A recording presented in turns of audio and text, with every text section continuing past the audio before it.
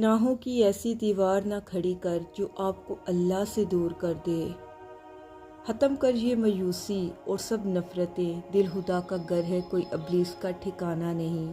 زندگی کی مثال ہم لڈو کے دانوں سے بھی سمجھ سکتے ہیں۔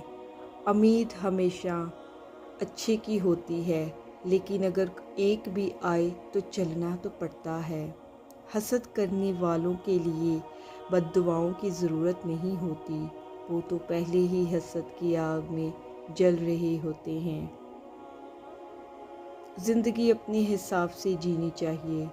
لوگوں کو خوش کرنے کے چکر میں تو شیر کو بھی سرکس میں ناچنا پڑتا ہے۔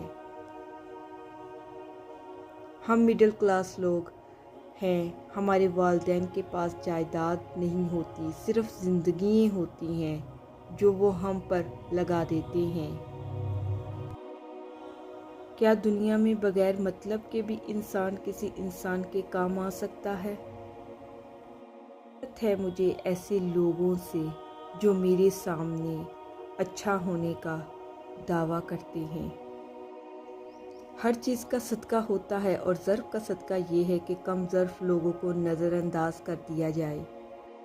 ہی سمجھتے ہیں جسے اپنی مرضی سے جب دل چاہے تب حسب ضرورت اور حسب ذائقہ استعمال کر لیں۔ دوسروں کو ملال کرنے سے خود کا کردار اجلا نہیں ہو جاتا۔ عمل کے بعد نتیجے نیت کا نکالنا ہے اور لوگ سمجھتے ہیں قصور قسمت کا ہے۔